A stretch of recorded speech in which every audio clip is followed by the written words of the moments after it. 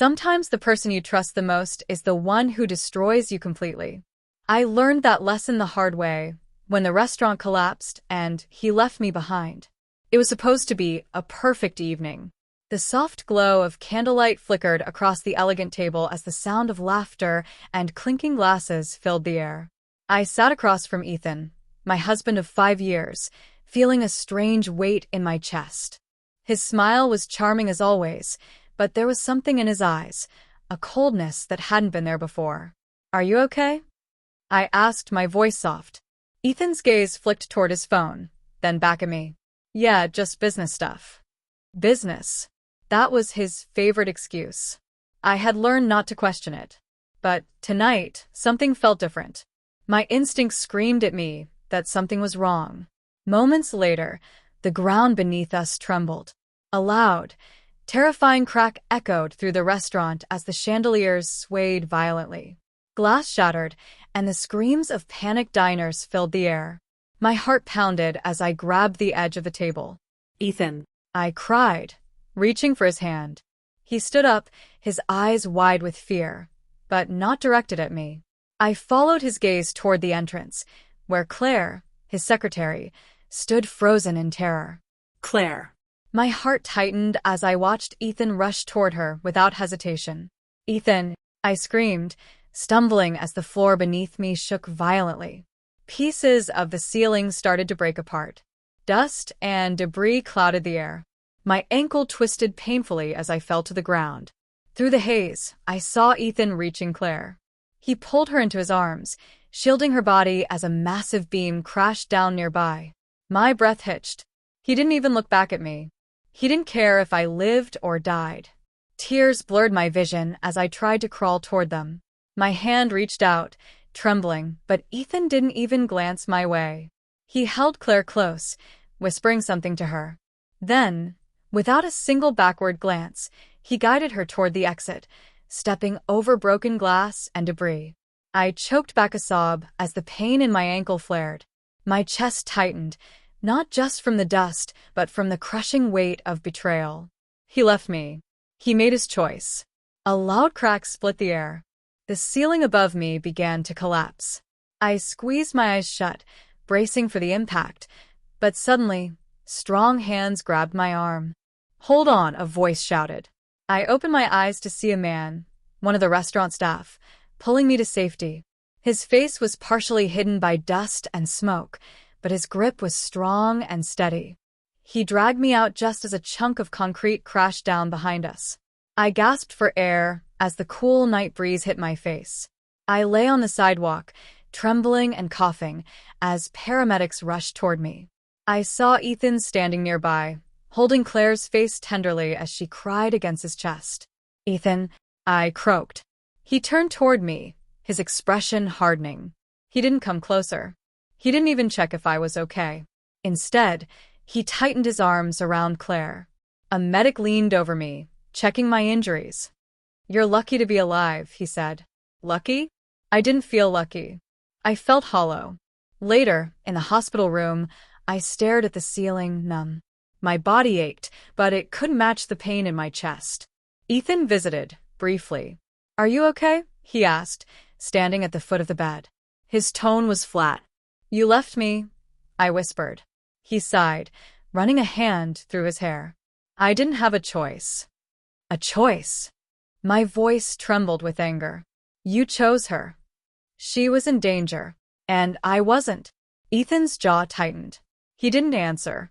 Instead, he glanced at his watch. "Look, Claire's shaken up. She needs me." My heart broke all over again. Of course she does. He left without another word. My hand curled into a fist as tears rolled down my cheeks. I had been a fool. I gave him everything, my love, my trust, and when it mattered most, he left me behind. 3 days later, Ethan didn't visit. Claire did. She stood at the foot of my bed, looking radiant even in her supposed fragility. "I hope you understand," Claire said, her tone syrupy sweet. "He loves me." I swallowed the lump in my throat. "You can have him." Claire smiled. "I already do." She left, leaving behind the sharp scent of her expensive perfume. That night, I lay awake, replaying every moment in my mind. The collapse. The betrayal. The look in Ethan's eyes as he chose her over me. I didn't notice the nurse enter until she spoke. "You have a visitor." A tall figure stepped into the dim light. His face was partially hidden by the shadows, but his voice was familiar. "You don't deserve this," he said softly. I frowned. "Who are you?" He stepped closer, and the moonlight illuminated his face. It was Lucas, Ethan's business rival. His sharp, dark eyes held a flicker of sympathy. "I know what Ethan did," Lucas said. "And I know why." My breath hitched. "Why are you telling me this?" "Because I think you deserve to know the truth." My heart hammered in my chest. "What truth?" Lucas's gaze darkened. "Ethan betrayed you long before that night." My chest tightened. I wanted to know, but I was terrified of what I might discover. Lucas leaned down, his eyes sharp. "When you're ready to fight back, call me." He slipped a business card onto my bedside table and left without another word. I stared at the card, my hands trembling. Ethan had already taken everything from me. My heart, my trust, my dignity, but not anymore. I wasn't going to sit back and let him destroy me. This time, I would fight back. And I wouldn't lose. Betrayal cuts deeper when it comes from the one you trusted the most. But now, I wasn't going to sit back and accept it, not this time. It had been a week since the collapse. My ankles still throbbed, but the pain was nothing compared to the ache in my chest. Ethan hadn't visited me again. Not once. Claire, however, made sure I knew just how comforting Ethan had been toward her during this difficult time. "Poor Ethan," she had said with a fake pout, her manicured nails brushing over her designer handbag. "He's under so much stress. But you understand, right?" I didn't reply. I couldn't trust my voice not to break. Now, sitting on the edge of my hospital bed, I stared at the business card Lucas had left me. His name glinted in silver against the black background. My fingers traced the embossed letters as my mind raced with questions. Why would Lucas, Ethan's biggest rival, care about what happened to me? And what truth had he hinted at that night? A knock on the door pulled me from my thoughts.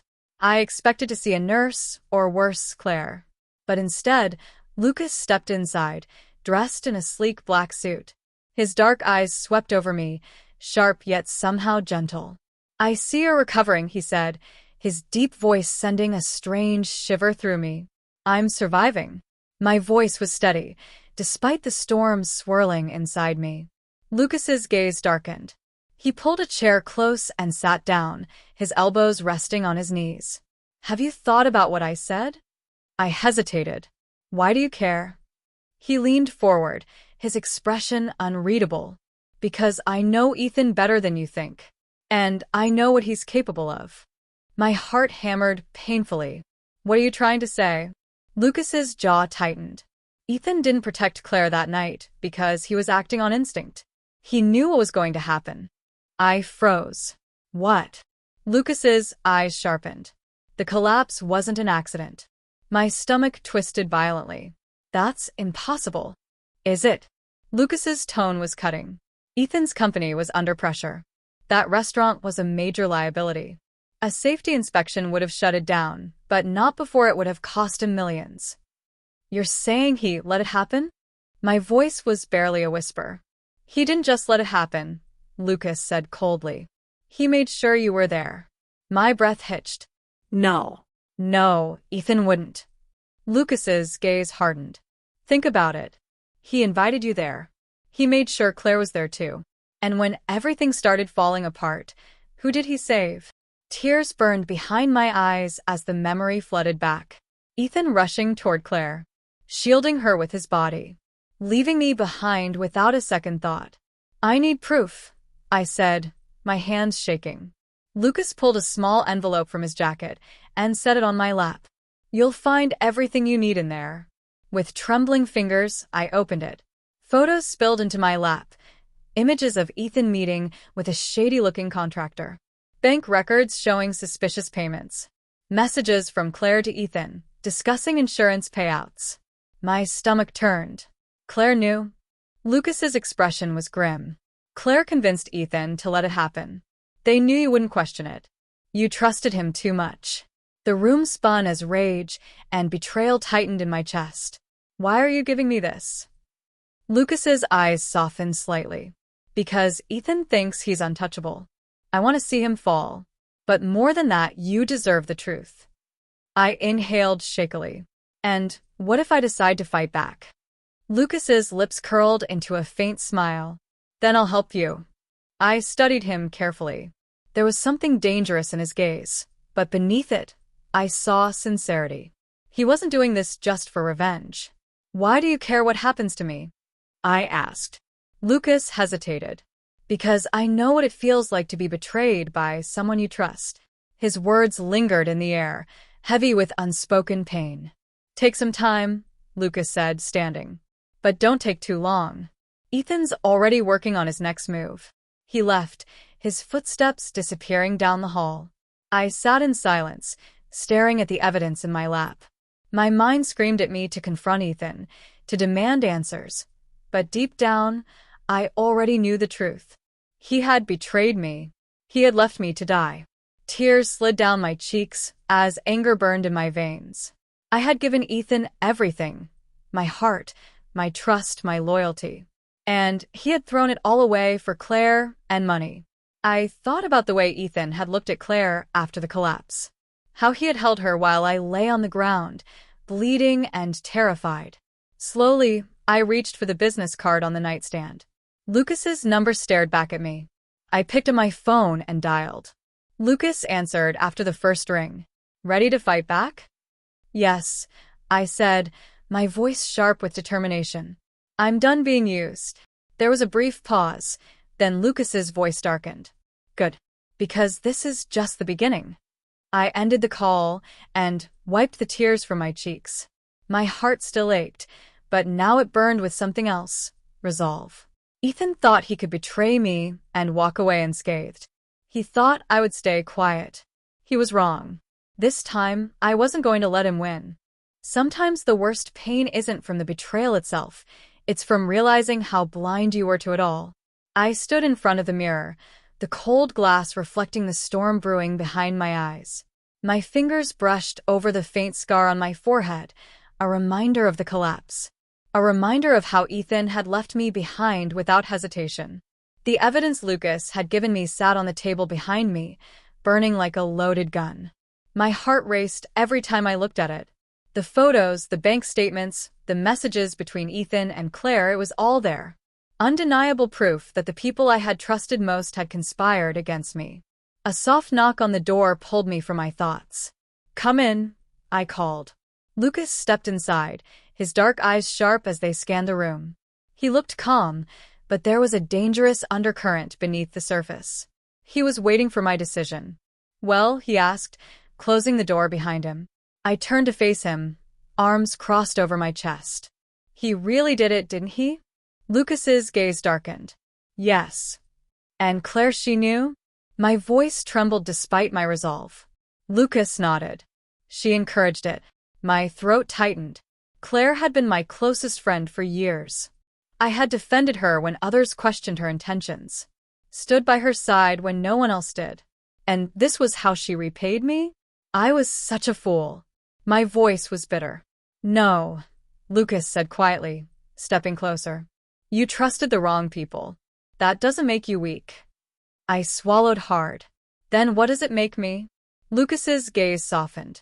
Stronger than them, because you survived. My chest tightened. His words struck something deep inside me, a fragile part that I had been trying to protect. Lucas stepped toward the table, picking up one of the photos. It showed Ethan and Claire at a private meeting, heads close together, their expressions cold and calculating. They didn't expect you to survive, Lucas said. And now that you have, Ethan will try to cover his tracks. A chill ran down my spine. What are you saying? Lucas set the photo down carefully. He's going to try to silence you. I inhaled sharply. He wouldn't. He would, Lucas cut in. He's already making moves. His company's PR team is spinning the story.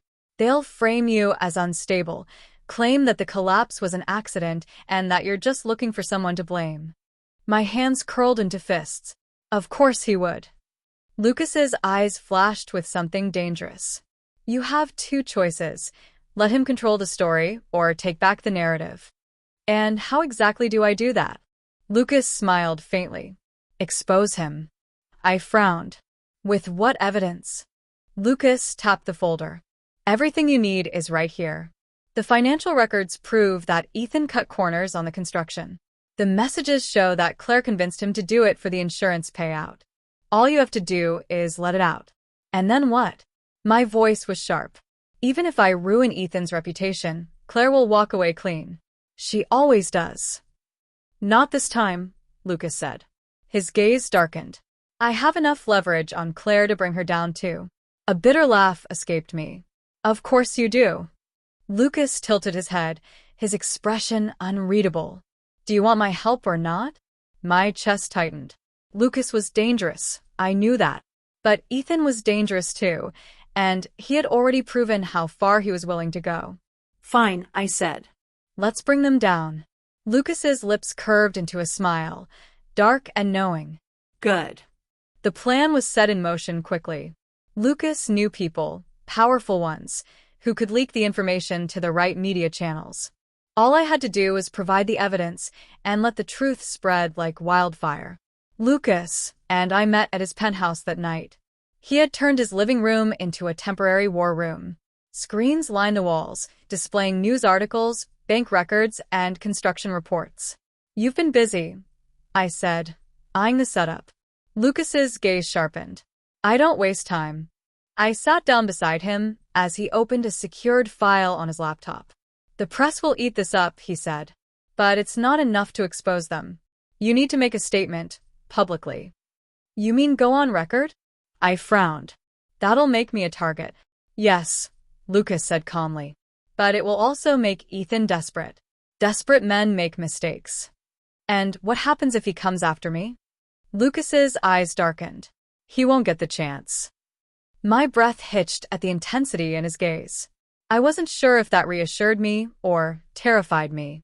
I'm not used to trusting people, I admitted. Lucas's expression softened. Then don't trust me. Trust the facts. I studied him carefully. He was dangerous, but so was Ethan. The difference was that Lucas was standing beside me, not against me. Let's do it, I said, my voice steady. Lucas's smile was sharp. Good choice. The next morning, the news broke. Headlines flashed across every major outlet. CEO Ethan Cole under fire for construction scandal. Photos of Ethan and Claire, arms linked at a charity event, were plastered across the front page.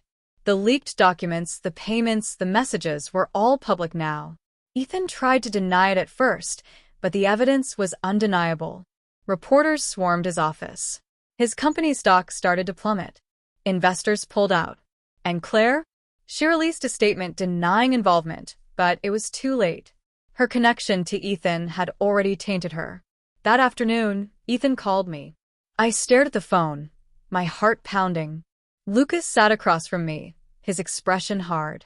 Answer it, he said. I put the call on speaker. Amelia. Ethan's voice was strained. You need to stop this. Stop what? I said coolly. You know exactly what, Ethan snapped. Do you have any idea what you've done? I think the better question is, do you? My voice sharpened. You lied to me. You betrayed me. And you left me to die. I didn't. Stop. My voice cut through his excuses. I saw you, Ethan. You protected Claire. You made your choice that night. You don't understand, Ethan said desperately. I understand perfectly, I said coldly. And now the whole world knows what kind of man you really are. Amelia. I ended the call. My hands trembled, but my heart felt lighter.